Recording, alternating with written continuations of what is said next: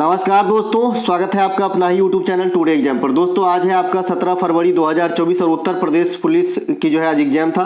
First shift की exam समाप्त हो गई। फर्स्ट शिफ्ट के एग्जाम में बच्चों के द्वारा जो भी क्वेश्चन हमें प्राप्त हुए हैं सभी क्वेश्चनों को लेकर के आगे हैं। जीके जीएस के लगभग 3 क्वेश्चन छोड़ के पूरा प्राप्त कर लिया गया है। साथ ही साथ हिंदी के है ना 21 से 22 क्वेश्चन हिंदी के प्राप्त हो गए हैं और जो पुलिस विभाग से कुछ क्वेश्चन पूछे जाते हैं पर्सनली वो भी क्वेश्चन आप 4-5 यहाँ पे देखेंगे। तो देखिए सभी प्रश्न 100% ओरिजिनल है जो आपके एग्जाम में आता है। मैं झूठ का एनालिसिस नहीं करवाता था। तो चलिए शुरू करते हैं आज का ये वीडियो पहले प्रश्नों के साथ। और सबसे बड़ी बात है कि मैंने क्लासेस चलवाया था तो इसमें मुझे अच्छी खासी सफलता हाथ लगी है। 2-3-4 क्वेश्चन को भूल जाया जाए तो सब क्वेश्चन जो है पढ़ाया हुआ है और कुछ क्वेश्चन तो ऐसे हैं कि मैं नहीं भी पढ़ाया तो आप ऑप्शन से छांट दूंगे जो मैं पढ़ा दिया था। चलिए देखते हैं कौन कौन सा क्वेश्चन पूछे गए थे। इस वीडियो के लास्ट में आप हिंदी के प्रश्न देखेंगे। टका निम्नलिखित में से किस देश की मुद्रा है? भैया ये कौन सी क्वेश्चन है? टका जो है बांग्लादेश की मुद्रा है, आप सभी जानते हैं। बांग्लादेश भारत का पड़ोसी स्थलीय सीमा वाला देश है और स्थलीय सीमा में सबसे लंबी सीमा बांग्लादेश के साथ ही लगती है इंडिया की। 4096 किलोमीटर की सीमा जो है इंडिया के साथ तय करती है। मैंने आपको बताया था कि जो रेड क्लिफ रेखा है ना, ये भारत और पाकिस्तान के बीच कहलाती है। लेकिन अगर पाकिस्तान ऑप्शन में नहीं रहता है, एनटीपीसी में ऑप्शन में नहीं दिया था तो बांग्लादेश ही आंसर करके आना है आपको, ठीक है। इसके अलावा मैंने आपको बताया कि 3 बीघा कॉरिडोर जो है ये भारत और बांग्लादेश के बीच स्थित है। सुंदरबन डेल्टा जो है इंडिया का या फिर विश्व की सबसे बड़ी डेल्टा जो पश्चिम बंगाल के साथ साथ बांग्लादेश तक फैला हुआ है। बांग्लादेश का उदय हुआ था 1971 में, ठीक है। 16 दिसंबर 1971 में जो है बांग्लादेश का उदय हुआ था और बांग्लादेश के उदय के समय ही जो है अपना पाकू के साथ युद्ध हुआ था। उस समय चतुर्थ पंचवर्षीय योजना इंदिरा गांधी की शासन चल रही थी। जो भारत पाकिस्तान युद्ध हुआ था चतुर्थ पंचवर्षीय योजना में, ये भी क्वेश्चन आपसे पूछा जाता है, ठीक है। इतना ध्यान रखना है। साथ ही साथ जो बांग्लादेश के प्रमुख है ना, जो महिला प्रधानमंत्री, वो इस समय दुनिया में सबसे अधिक समय तक जो है महिला प्रमुख के रूप में शासन करने वाली महिला भी बनी है। हाल ही फिलहाल की बात है, करंट सेक्शन की। चलिए अगला प्रश्न है हमारा। अच्छा, अगल बगल की भी पड़ोसी वगैरह को देख लेना भैया। भाषा सबको देख लेना है। आने वाले शिफ्ट में भाषा पूछा सकता है, हो सकता है। तो बांग्लादेश में बांग्ला ही बोला जाता है। अफगानिस्तान में दारो पश्तो बोला जाता है। नेपाल में नेपाली, बर्मी म्यांमार में बोला जाता है। श्रीलंका में सिंगली बोली जाती है। भूटान में जोंगखा बोली जाती है। चीन में मैंडारिन बोली जाती है। ये आसपास की भाषा है, ध्यान रखेंगे। इनके अलावा निवेश एप्लीकेशन किस राज्य की है? ये उत्तर प्रदेश राज्य की है निवेश एप्लीकेशन। तो ये आप ऑप्शन से छांट देंगे क्योंकि इसमें जो है स्पर्श भी दिया गया था, सुस्वागतम वगैरह भी दिए गए थे। जैसे बच्चा ने बताया स्पर्श तो लिखा है, एक और भी लिखे गए, तो आप ऑप्शन से छांट सकते थे उत्तर प्रदेश की है ना। और भी मतलब 4 एप्लीकेशन का नाम दिया था। ऐसा पूछा कि कौन से उत्तर प्रदेश का, ऐसा पूछा गया था शायद, है ना। इनके अलावा विमुद्रीकरण का कुछ नाम, भाई नोटबंदी इंडिया में कौन नहीं जानता, ये तो बच्चा जानता है। विमुद्रीकरण और इसी के फॉर्म में एक अवमूल्यन होता है। अवमूल्यन और विमुद्रीकरण। तो अवमूल्यन क्या होता है? मुद्रा को डिवैल्यूएट करना, वैल्यू कम कर देना। विमुद्रीकरण मतलब प्रचलन से ही मुद्रा को हटा देना, दूसरा मुद्रा लाना। नोटबंदी एक ऑप्शन था सटीक इससे मिलता जुलता, हालांकि परफेक्ट आंसर नहीं है लेकिन फिर भी नोटबंदी एक दिया गया था, तो यही राइट आंसर होना चाहिए मेरे ख्याल में। इनके अलावा ईमेल से जो है दोस्ती जैसा, मतलब आपसे पहले आपको कॉन्फिडेंस मिलेगा फिर आपसे धोखाधड़ी करेगा, तो ऐसे चीज को क्या कहते हैं? फिशिंग। फिशिंग कहते हैं ना भाई, फिशिंग, है ना। फिशिंग नहीं होता क्या, एक सफरिंग भी होता है। इंटरनेट पे एक सफरिंग करते हैं आप, एक फिशिंग होता है और एक स्पैम होता है जो जंक मेल आपका जाके रुक जाता है, स्पैम होता है ना। और एक फिशिंग होता है कि पहले आपको कॉन्फिडेंस मिलेगा, आपको पूरा विश्वास दिलाएगा कि मैं पहचान का आदमी हूं, आपका ही आदमी हूं, और बाद में आपके डाटा चुराएगा, तो इसे फिशिंग कहते हैं। ये तो आप लोग आजकल साइबर के जमाने में सभी जानते हैं, इतना तो। इनके अलावा निम्नलिखित में से कौन सा बंदरगाह गुजरात में है? वो कांडला दिया गया था, तो ये कांडला गुजरात में ही है। इसके अलावा अगर कोई दिया होगा तो बात अलग होगी, लेकिन कांडला भी ऑप्शन में बच्चे ने बताया तो कांडला था, तो कांडला तो गुजरात में ही है ना। इनके अलावा जो आपका कांडला, इसे ज्वारीय बंदरगाह भी कहते हैं, आप ध्यान रखेंगे। और इंडिया में मैंने बताया 200 से अधिक जो है छोटे छोटे पोर्ट है और मेजर पोर्ट की संख्या में मैंने आपको बता दिया। सभी पोर्ट को जो है दर्शाया मैंने कि किस पोर्ट को क्या कहा जाता है। जैसे सबसे गहरा वाला लैंडलॉक्ड पोर्ट कौन सा है? तो विशाखापट्टनम है ना। मुंबई में 2 पोर्ट है।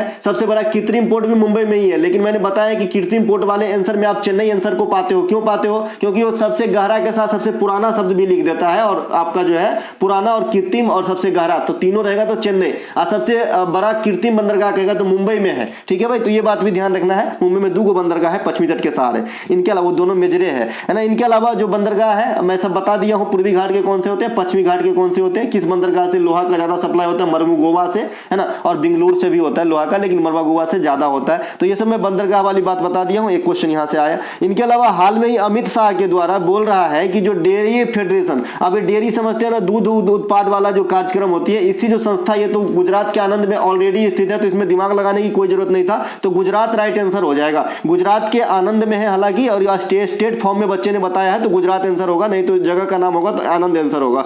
इनके अलावा कौन सा पुरस्कार सहकारी और डेयरी उत्पादक को प्रोत्साहन देने के लिए दिया जाता है? ये क्वेश्चन मैंने कभी नहीं आपको पढ़ाया, और नहीं पढ़ाया फिर भी यहाँ पे काम आ जाएगा। देखिए क्यों, क्योंकि इसमें 4 गो ऑप्शन दिया गया था, चारों ऑप्शन बच्चे ने बताया है। आप बताइएगा कि सही है कि झूठ है। अर्जुन बताया है, द्रोणाचार्य बताया है, ध्यानचंद बताया है, और चौथा बताया है राष्ट्रीय गोपाल रत्न पुरस्कार। तो मुझे ऐसा लग रहा है कि जो बच्चे किसी दिन नहीं ये सुना होगा वो भी मार देगा यहाँ पे, क्योंकि अर्जुन, द्रोणाचार्य और ध्यानचंद ये तीनों तो खेल से संबंधित है भाई, और तीनों किसी बता दिया। 1961 में अर्जुन, 1985 में द्रोणाचार्य कोच को दिया जाता है, और ध्यानचंद वाला जो है 1991 में राजीव गांधी खेल रत्न के नाम से शुरू हुआ था। तो यहाँ पे ऑप्शन छाड़ देते हैं। इसके अलावा केंद्रीय मंत्रिमंडल ने हाल में ही भारत और निम्नलिखित में से किस देश के बीच प्रवरण होगा यहाँ पे और गतिशीलता समझौते को मंजूरी दी है? देखिए इसमें इटली होनी चाहिए मेरे ख्याल में। आप लोग बताइएगा कि क्या है आंसर। इसके अलावा खुदाई खिदमतगार पूछा गया था, इनिशिएंट क्वेश्चन है। खान अब्दुल गफ्फार खान खुदाई खिदमतगार से जुड़े हुए थे।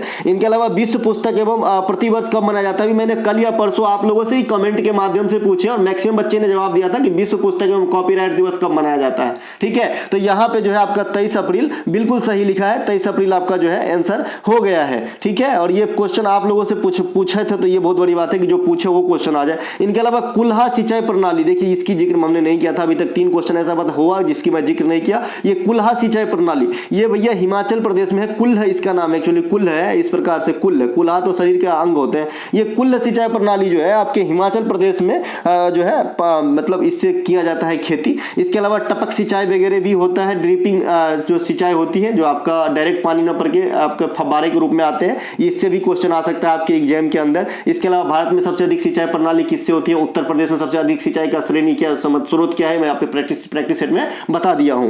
भारत में जनगणना संगठन के लिए सर्वोच्च पद कौन सा होता है? अभी कल या परसों में करंट वाले क्वेश्चन में बताया हूं। भारत की जो है आपका महापंजीयक महारजिस्ट्रार नहीं बताएगा जनगणना आयुक्त, अभी मृत्युंजय नारायण ऐसा नाम है, मृत्युंजय नारायण सिंह नाम है शायद, है ना। यहाँ पे मैं लिखा भी हूं मृत्युंजय कुमार, लिखा नहीं, मृत्युंजय नारायण नाम है इनका। ठीक है, तो ये है आपका वर्तमान जो है जनगणना संगठन महापंजीयक एवं जनगणना आयुक्त। तो यही सबसे बड़ा पद होता है। ये भी क्वेश्चन पूछा गया, तो ये बात में ही आपकी बात बन गई। इनके अलावा ये अगर मैं नहीं बताता तो भी आप मार देते हैं, क्योंकि आप जानते हैं कि ये जनगणना कराने का दायित्व लेता है एक चीफ अधिकारी होता है उस कौम का, है ना, जो जनगणना का देखरेख करता है। बाद में कि जनगणना कौन मंत्रालय करवाता है ये भी आप जानते हैं। जनगणना कितने दिन पे होता है, पहली बार कब हुआ, किसके समय हुआ, आजादी के बाद पहली कब हुआ, अभी 2021 में हो रहा है, कौन सा हो रहा है, और जनगणना के डाटा सभी मैं आपको दे चुका हूं, कोई दिक्कत नहीं होगी। नालको कहां स्थित है? एल्युमिनियम वाला नालको, तो ये आपका भुवनेश्वर में स्थित है। नालको तालचर में भारी जल संयंत्र, ये भी एल्युमिनियम में है ना। इसके अलावा जो भी महारत्न कंपनी है, ये सब मैं आपको बता रखा हूं, महारत्न कंपनी कितने हैं सभी, है ना, तो यहां से क्वेश्चन भी आ रहा है। इसके अलावा टिस्को की स्थापना भी आपको ध्यान रखना है, ये भी पूछा जाता है ना।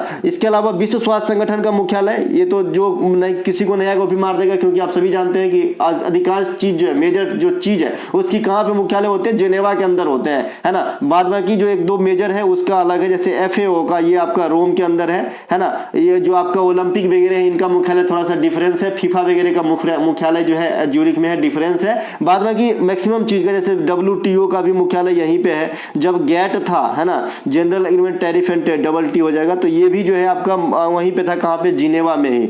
बाद बाकी संयुक्त राष्ट्र संघ के मैक्सिमम अंग का मुख्यालय कहां पे है? न्यूयॉर्क में है। और अंतरराष्ट्रीय न्यायालय कहां पे है? द हेग में है। तो इसे भी ध्यान रखेंगे। अंतरराष्ट्रीय न्यायालय द हेग नीदरलैंड में है, जो संयुक्त राष्ट्र संघ की संस्था है। शहर में बढ़ते हुए जनसंख्या को क्या कहते हैं भाई? शहरीकरण हो जाएगा। अभी शहरीकरण हो रहा है, 100 साल के बाद ग्रामीणकरण आप सुनेंगे, क्योंकि यहाँ पे सांस लेने में जब दिक्कत होगी तो सब उल्टा पलायन करेंगे। तो ये शहरीकरण, इसमें तो कोई दिक्कत ही नहीं है। इस फॉर्म में मैंने क्या चीज बताऊं? साबुन बनाने की प्रक्रिया साबुनीकरण। बच्चे दिमाग लगाने लगते हैं, लेकिन है सीधे सीधे साबुनीकरण, है ना। उसी प्रकार से लेकिन जो कृत्रिम घी से वनस्पति तेल बनाते हैं ना, तो उसका नाम हाइड्रोजनीकरण है। तो इसमें थोड़ा सा दिमाग लगाने की जरूरत है।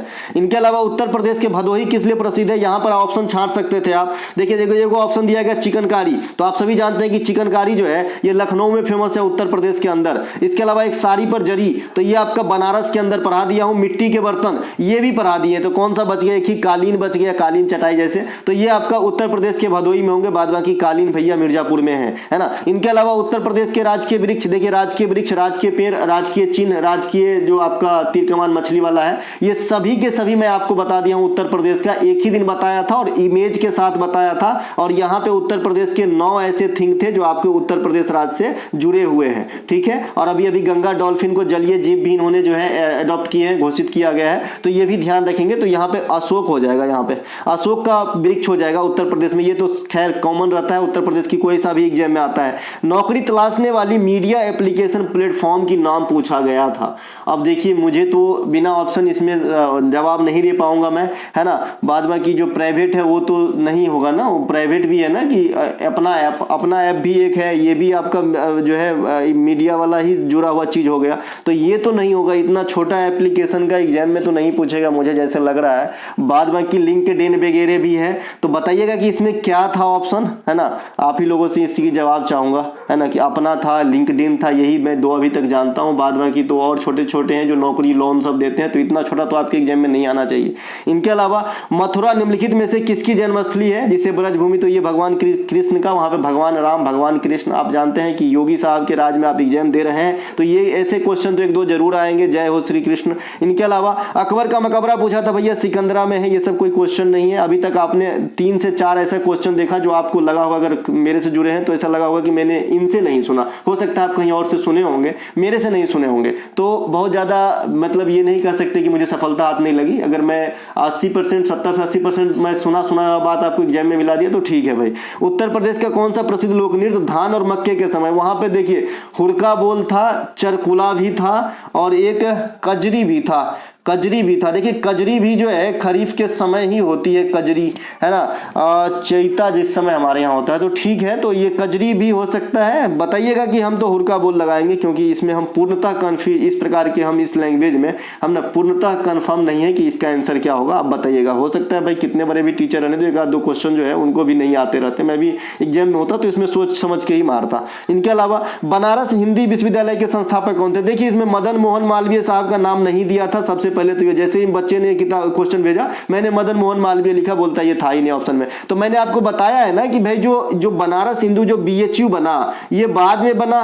पहले जो ये हिंदू कॉलेज बना था, तो ये कौन बनवाए थे, तो ये बनाए थे भैया एनी बेसेंट। और ये आपको काम आ गया कि नहीं आ गया काम, एकदम आ गया काम, ठीक है भाई। तो एनी बेसेंट हो जाएगा इसका आंसर, एनी बेसेंट था ऑप्शन में। साथ ही साथ एनी बेसेंट से बहुत कुछ जुड़ा हुआ है जो आपको जानना चाहिए।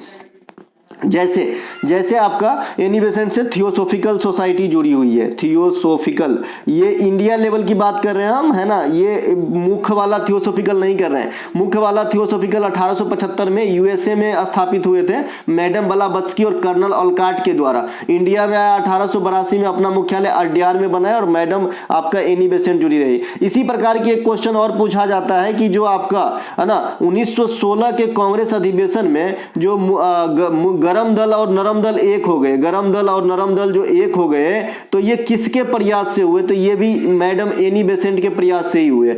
उसके अलावा आपसे एक और क्वेश्चन पूछा जाता है कि जो होम रूल लीग चली इंडिया में, होम रूल लीग जो चली इंडिया में 1916 में, तो पूछा जाता है कि तिलक साहब के साथ लीडिंग नेता और कौन थे, तो ये भी एनी बेसेंट ही थे। तो ये एनी बेसेंट से 3-4 बात जरूर ध्यान रखेंगे आप, ठीक है भाई, काम आएंगे। अच्छा एक बात और है, 1917 में जब कांग्रेस की प्रथम बार महिला अध्यक्षता संभाल रही थी कोलकाता के अंदर, तो ये भी महिला कौन थी, तो एनी बेसेंट ही थी। एनी बेसेंट नाम से आपको लग नहीं रहा है कि पूर्णतः इंडियन ने, बताया हूं ये आयरिश लेडी है, लेकिन भारतीय स्वतंत्रता संग्राम में इनका काफी अहम योगदान रहा है। तो ये भी पूछा गया था। बाद बाकी बनारस, ये तो आपका बनारस हिंदू विश्वविद्यालय BHU की बात कर रहा है। एक बनारस संस्कृत विद्यालय मैंने बताया है कि जोनाथन डंकन के द्वारा जो है, आप कल मैं जोनाथन स्विफ्ट का किताब भी इसी बात पे पूछा था, ठीक है। और जोनाथन डंकन जो है ये संस्कृत विद्यालय बनारस में स्थापित करवाए थे, ठीक है। तो ये सब बात ध्यान रखेंगे। इनके अलावा, है ना, चीन में सबमरीन से कुछ क्वेश्चन आया था, बताइएगा ये कौन सा क्वेश्चन है, बच्चे ने इसे पूरा नहीं किया है।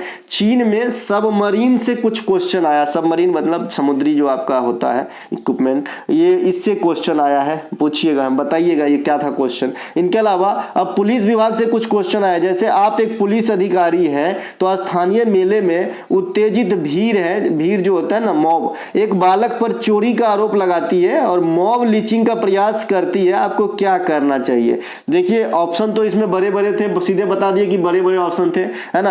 अगर मैं होता तो निष्पक्ष सुनवाई करता और सबसे पहले जो है ना उस बच्चे को साइड करता, क्योंकि हो सकता है भीड़ उस पर आक्रमण करके जो है उसे कुछ नुकसान पहुंचा दे। तो ऐसा कुछ ऑप्शन अगर होगा कि भाई बच्चे को साइड किया जाना चाहिए, है ना, और तब आगे की कार्रवाई किया जाना चाहिए, सबसे फर्स्ट प्रायोरिटी उस समय ये होना चाहिए कि बच्चे को साइड करना चाहिए। तो जो भी ऐसा ऑप्शन होगा आप इसको राइट आंसर करके आते थे। इनके अलावा दंगा प्रभावित एक से अधिक धर्म के लोग जहां रहते हैं, बहुधर्मी बोल रहा था तो मैं यहाँ एक से अधिक लिख दिया हूं, एक से अधिक धर्म इलाके में पुलिस प्रमुख के रूप में आपको यहाँ पे 4 ऑप्शन दिया गया था। अब बताना होगा कि कौन सा स्टेप लेना चाहिए। यहाँ पे फिलहाल जो स्टेप है वो मेरे पास है नहीं, इसमें बहुत सारे चीज हो सकते हैं, है ना। इनके अलावा आप एक पुलिस अधिकारी है, स्थानीय चुनाव को बाधित पहुंचाने की जानकारी कहीं से आपको प्राप्त हुआ, आपको क्या करना चाहिए, है ना। कहीं से आपको जो है स्थानीय चुनाव को जो है बाधित करने की जानकारी प्राप्त हुआ है, तो अगर मैं होता तो सबसे पहले उस सूचना को पहले तहकीकात करता कि भाई ये ऑथेंटिक है कि या फिर ऐसे ही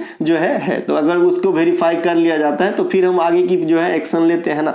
तो ऐसा कुछ अगर आप भी ऑप्शन में देखे होंगे तो उसको राइट आंसर मार सकते हैं। पुलिस ऑफिसर के पद से संबंधित एक प्रश्न आएगा नहीं आया था, है ना। जैसे मैं बताया हूं कि जिला राज्य स्तर पे सबसे बड़ी जो है आपका पुलिस अधिकारी डीजीपी, डिस्ट्रिक्ट स्तर पे एसपी, है ना। उसी प्रकार से ऐसा कुछ आया था आपके पुलिस अधिकारी, पुलिस जो आपका महकमा है वहां से एक पद से क्वेश्चन आया था, है ना। इनके अलावा हिंदी में आ जाता है कि हिंदी में क्या कुछ पूछे गए। तो नलिन और राजीव का पर्यायवाची ये दिल्ली पुलिस से पूछता आ रहा है। कमल होता है, नलीम, पंकज भी होता है इसका, है ना, पंकज भी होता है कमल का, पंकज, नलिन, राजीव, ये सब जो है आपका कमल का पर्यायवाची शब्द हो जाता है। कमल।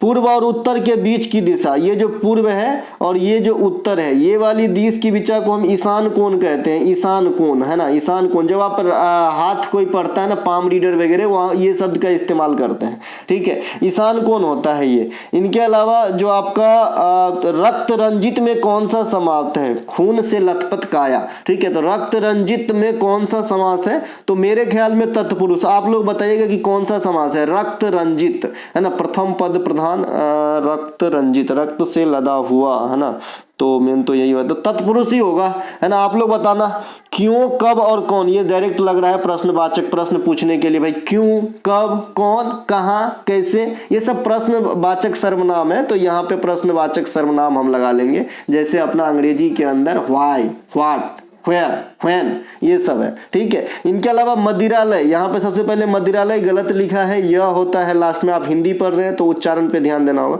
यह होता है मदिरालय, जहाँ पे मदिरा मिलती है। आलय मतलब शाला से समझ लीजिएगा, जैसे विद्यालय, जहाँ का विद्यालय का घर हो उसे आलय मतलब घर, है ना। तो यहाँ मदिरालय मतलब मदिरा का घर, इसे संधि विच्छेद करना है, मदिरा जोड़ आलय होता है ना, मदिरा जोड़ आलय होता है। मदिरा मतलब शराब भैया, सोमरस। इसके अलावा शुद्ध वाक्य पूछा गया था, एक शुद्ध वाक्य। अब शुद्ध वाक्य में 2 बताए हैं बच्चे, जो दोनों, एक बोल रहे हैं कि मेरा सही है, दूसरा बच्चे बोल रहे थे कि मैं ये लगाऊं, ये मेरा सही है। वह ऑफिस में बैठा मेरा प्रतीक्षा कर रहा है, दीन दुखी को प्यार करना चाहिए। वह ऑफिस में बैठा, वह ऑफिस में बैठा मेरा प्रतीक्षा कर रहा है। आप ही लोग बताओ भाई, हिंदी जो है पूर्णतः सही नहीं है मेरा ग्रामेटिकल। वह ऑफिस में बैठा मेरा प्रतीक्षा कर रहा है, वह ऑफिस में बैठा मेरा प्रतीक्षा कर रहे, तो नहीं होगा, सिंगुलर है तो रहा ही ठीक है। दीन दुखी को प्यार करना चाहिए, मेरे ख्याल में तो दोनों ठीक है भाई, बताइएगा आप लोग। इनके अलावा निम्नलिखित में से पुल्लिंग शब्द का चयन कीजिए। ऑप्शन में मिला नहीं मुझे, है ना, ऑप्शन में मिला नहीं मुझे पुल्लिंग शब्द। एक बच्चे बोल रहे थे कि अजवाइन था, अजवाइन, अजवाइन, अजवाइन जो है जमाइन जिसे बोलते हैं, खाने वाला मसाला टाइप से, तो वो होता है। यह अजवाइन अच्छी है, यह अजवाइन अच्छा है, तो यही होना चाहिए क्या, अजवाइन अच्छा, है ना, बताइएगा। इनके अलावा निम्नलिखित में से किस शब्द का प्रयोग एक वचन के लिए किया गया है ना, तो एक सोना था। जो भी आपका लिक्विड वाला होता है जिसे अपन गिन नहीं सकते, जो भी द्रव्य है ये सभी सिंगुलर में आ जाते हैं, तो इसे एक वचन में हम प्रयोग करते हैं, तो ये आपका राइट आंसर होगा। इनके अलावा हे ईश्वर दया करो, इनमें कौन सा कारक है, संबोधन कारक, ठीक है। हे ईश्वर दया करो, संबोधन कारक। इनके अलावा आपने वो सुना होगा ना, जो आपका सूत्र है कर्ता ने कर्म को करण से, ये वाला भी इंपॉर्टेंट है। यहाँ से 2 क्वेश्चन तो हिंदी में दिख रहा है। निम्नलिखित में से तद्भव समास कौन सा है? तद्भव, तत्सम, देशज और विदेशज आपने सुना होगा। ग्रुप डी के समय में मैं हिंदी पढ़ाता भी था भाई, जब एग्जाम एनालिसिस करवाता था तो अपने हिसाब से हिंदी का व्याकरण पढ़ाता था। ठीक है, थोड़ा बहुत जानकारी के लिए, एग्जाम निकालने के लिए। बाद में कि मुझे हिंदी में कुछ तो इतना आता नहीं है, आप सभी जानते हैं हिंदी में नहीं आता है मुझे भाई, है ना। तो ये जो है काज, निम्नलिखित में से तद्भव समास जो है, मैं ये स्कूल में पढ़ा था इसलिए बता रहा हूँ। तद्भव जो होता है जिसकी उत्पत्ति संस्कृत की प्योर शब्द हो, जो ऐसे संस्कृत की प्योर शब्द हो ना, उसे तत्सम कहते हैं, माफ कीजिएगा, उसे तत्सम कहते हैं। नाम से ही नहीं लग रहा है कि संस्कृत जैसा शब्द है, तत्सम। फिर इससे निकल के जो बाहर आता है वो होता है तद्भव, तद्भव। और फिर आता है हमारा पूर्णतः देशज, और पूर्ण आता है फिर हमारा विदेशज। ये सब की डिफिनीशन जान लीजिए, एग्जाम में झंझट खत्म हो जाएगा। तत्सम क्या होता है कि पूर्णतः संस्कृत शब्द, जैसे अपन काम बोलते हैं, काज बोलते हैं, कार्य अगर बोले तो ये क्या हो गया, फिर तत्सम हो गया। इस कार्य को निकाले तो काज हो गया या फिर काम हो गया, तो ये आ गया आपका तद्भव में। ठीक है भाई। देशज, जैसे लोटा, लोटा कहीं आपने डिक्शनरी में देखा लिखा नहीं, देश की उपज है देशज। विदेशज, स्टेशन, ये सब विदेशज हो जाएगा। तो इस प्रकार से आप समझ लेंगे तो आपको आगे काम आएगा। निम्नलिखित में से सभी तत्सम शब्द का उदाहरण कौन है? स्वर्णकार और पुष्प, ये दोनों तत्सम शब्द है, यानी संस्कृत है। पुष्प का अगर तद्भव करेंगे तो फूल हो जाएगा, है ना। और जो आपका स्वर्णकार को अगर तद्भव करेंगे तो सोनार लिख सकते हैं आप। ठीक है, तो इस प्रकार से भैया अवतरण चिन्ह को और किस नाम से जानते हैं? अवतरण चिन्ह को योजक चिन्ह कहते हैं, योजक नहीं, योजक है ना, योजक चिन्ह कहते हैं, योजक चिन्ह। इनके अलावा राधा ने मनीषा से चिट्ठी लिखवाई, इस वाक्य में कौन सा क्रिया है? प्रेरणार्थक क्रिया। राधा ने मनीषा से चिट्ठी लिखवाई, प्रेरणार्थक क्रिया है। इनके अलावा अभिभाषण में कौन सा उपसर्ग है? तो अब उपसर्ग आप जानते हैं शुरू में लगता है, प्रत्यय लास्ट में लगता है। तो यहाँ पे अभी मुझे दिख रहा है, मैंने अभी यहाँ पे लिखा है। चिल्लाहट में कौन सा प्रत्यय है? प्रत्यय मतलब लास्ट में, तो चिल्ल जोर आहट, चिल्लाहट, चिल्ल जोर आहट होगा, तो आहट हो गया यहाँ पे। इनके अलावा परोक्ष का विलोम शब्द अपरोक्ष ऑप्शन में दिया गया था, यही से जो है राइट आंसर होगा, है ना। तिल का तार बनाना, घर में कितनी बार ये बात होती होगी, है ना, क्योंकि जो जहां 2 जगह रहे, 2 आदमी रहते हैं तो कुछ ना कुछ बात पे थोड़ी बहुत तो चलती रहती, चाहे कितना भी घनिष्ठ जो है रिलेशन होने दो, है ना, किसी चीज मतलब कोई भी रिलेशन। तो ये तिल का तार जो है ये आपका मतलब छोटी सी बात को बड़ा करके बढ़ाना, बताना, है ना। इनके अलावा चमड़ी जाए पर दमड़ी न जाए, ये आपका है ना चप्पल माथे पे लेके चलने वाला आदमी, मतलब कंजूस आदमी, चमड़ी जाए पर दमड़ी न जाए। इनके अलावा क्रोध किस रस का स्थायी भाव है? रौद्र रस का। नाम से ये नहीं बोलता है कि महादेव का रौद्र रूप अब देखोगे तुम, तो क्रोध आता है तब ना लोग रौद्र रूप आता है, तो ये रस, है ना। कल मैंने शास्त्रीय संगीत में कितने रस होते हैं ये बताया था, 9 प्रकार के रस होते हैं, ये भी ध्यान रखेंगे, किसी अच्छे एग्जाम में छपेगी। सौराठ के द्वितीय और चतुर्थ चरण में कितनी मात्राएं हैं, ऐसा कुछ पूछा गया था। सबसे पहले तो ये क्वेश्चन ही मुझे समझ में नहीं आ रहा है कि क्या बोल रहा है, एकदम लिटरली बोल रहा हूँ, मुझे समझ में ही नहीं आ रहा है कि क्या बोल रहा है ये क्वेश्चन। ठीक है, आप लोगों को समझ में आए तो बताइएगा, है ना। इनके अलावा निम्नलिखित में से किस अलंकार में समान धर्म का होना अनिवार्य है? उपमा, उपमा। इनके अलावा भाग का पर्यायवाची शब्द, भाग, भाग जो होता है ना, हिस्सा, हिस्सा जो होता है ना, उसका पर्यायवाची शब्द पूछा गया है दादा, है ना।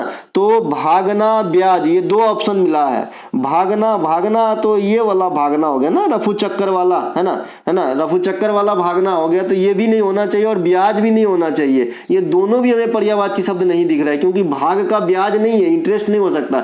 भाग का हिस्सा हो सकता है ना, हिस्सा हो सकता है, और क्या हो सकता है भाग का बताइए? भाग हो सकता है, हिस्सा हो सकता है, टुकड़ा हो सकता है, जो भी है इतना, है ना। लेकिन हमको इन दोनों में से कोई नहीं लग रहा है, आप लोग बताइएगा। वह बाजार जा चुका है वाक्य का जो है ना, क्या क्या पहचानना है? टेंस पहचानना है, यानी काल पहचानना है। मैंने यहाँ प्रेजेंट परफेक्ट टेंस लिखा है, आप लोग बताइएगा हिंदी में होगा क्या। राम अभी सोएगा, यह कौन सा वाक्य है? अब आप ही लोग बताना भाई, राम अभी सोएगा यह कौन सा वाक्य है ना। ये भी मुझे पूर्णतः सही से नहीं आएगा, मुझे जो आज स्पष्ट है वह स्पष्ट है, नहीं आता है हिंदी इतना, तो मैं क्या करूँ, है ना, क्योंकि मैं व्याकरण अच्छे से नहीं पढ़ा। इनके अलावा ये वीडियो का लास्ट क्वेश्चन था, तो लगभग 4-5 क्वेश्चन छोड़ के इन दोनों पोर्शन का सभी क्वेश्चन बता दिया। हो सकता है तो आज का जो पूरा गणित का सेशन है एक ही साथ बताऊंगा, अगर क्वेश्चन मिल जाए, भेजे 2-4 तो, है ना। तो हम मिलेंगे अगले वीडियो में। जय हिंद दोस्तों।